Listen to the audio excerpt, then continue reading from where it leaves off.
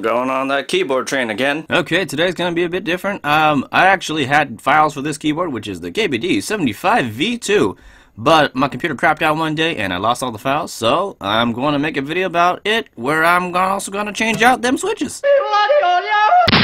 Okay, so this keyboard is a 75% keyboard, which is a perfect keyboard for those who don't want to lose their F keys. For the build, ignore the keycaps, but the case is made of metal from the top and the bottom. You'll also notice this piece here, this is the metal weight, which is also made of aluminum, but it's designed so you can remove it to change it into a brass weight if you'd like. Aside from that, you get 4 rubber feet, cool detailing, and unfortunately not black screws. Sandwiched between the plates is a plastic diffuser, which would have done a really great job at diffusing a light were it not for the placement of the screw holes. The LEDs aren't too far out at the edges of the PCB, so it lights up the keyboard quite evenly without the dots being too apparent compared to, like, say, the drop alt, where each SMD LED is pretty apparent. The placement of the screws on the KBD75 V2 is actually worse though compared to the alt, because unlike the drop alt, the screws are too far out and cause little breaks in the line of light. Now this is a non-issue for most people, but I don't like how the USB port opening is kind of designed because there's big gaps on top and bottom of the USB port. Plugging in a cable can be a little difficult because you end up poking into the holes rather than the port itself, which again isn't an issue if it just stays on your table. Anyway, taking it apart, we had to unscrew all the screws and remove first the weight, then revealing a third top screw, which I actually didn't screw a screw into to make my life easier. I only did the corners. But once we finish removing all the screws, we can take the whole thing apart. First, our top case is now removable, and after removing all the screws on the PCB, I can remove both the PCB and top plate because the switches kind of keep them together until desoldered, which then reveals our plastic diffuser, which when bought new will have a tape on the front and back, which you'll have to very carefully peel off so you don't snap it by accident. And underneath, I've put in that foam I bought from Target, which I put a link in the description for. I love using this because it's just really easy to poke out the holes for these screw holes here. The foam is to prevent reverb inside the board when typing. As for the case bottom, it's an aluminum brick. And now it's time to desolder this board because I can't show you the PCB very well without doing that.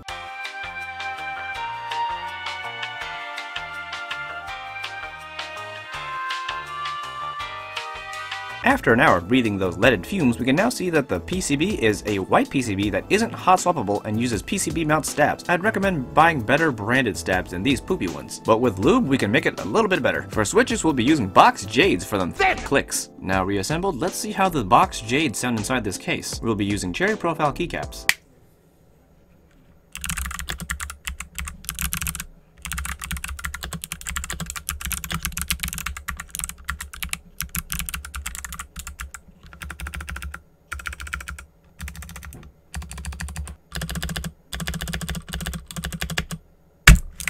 And that wraps it up for the KBD75 V2. It is probably the most recommended board that I would personally recommend for first-time builders because it's not too cheap at $160 for most of the parts except for the switches and keycaps. That's when your costs sometimes can go real high if you decide to spend on something like GMK keycap sets, but hey, there's cheaper sets out there. And because there are less switches you have to buy to put into the board, you save a little bit of money. So the reason I typically recommend this board is because most people, when they want to downsize their board, they're not sure if they want to let go of that F key row because they might be using it in other applications or games. Typically, I would like to recommend a 65% keyboard, but if you use an F key row, you're going to have to go to a 75 to make your life a little easier. Otherwise, you'll be having to press FN and any of the number key rows that will map into the other F row, like hold on to FN1 just to get F1 every time you need to do that. And if you have to do that quickly in, say, like a game for abilities and whatnot, you're boned. The only issue about having this board is you're going to have to learn how to solder and you're going to have to pay extra costs for soldering equipment.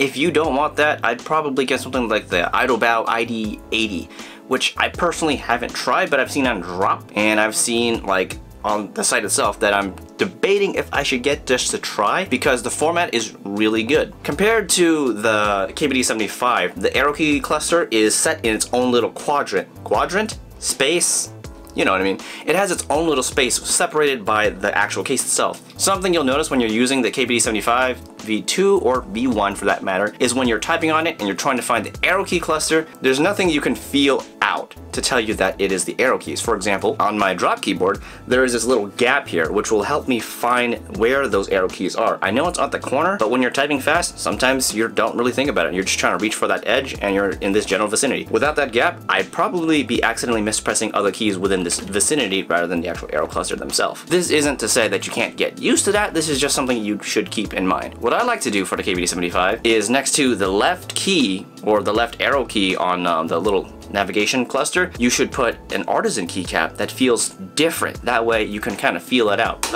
Okay, I'm starting to ramble, so let's wrap it up. This has been technical. Let's, I almost forgot, like and subscribe, because that's how YouTube likes it. That when things get liked, it gets recommended, so I'm basically invisible most of the time in the YouTube space, so help a hoe out. I'll see you next time.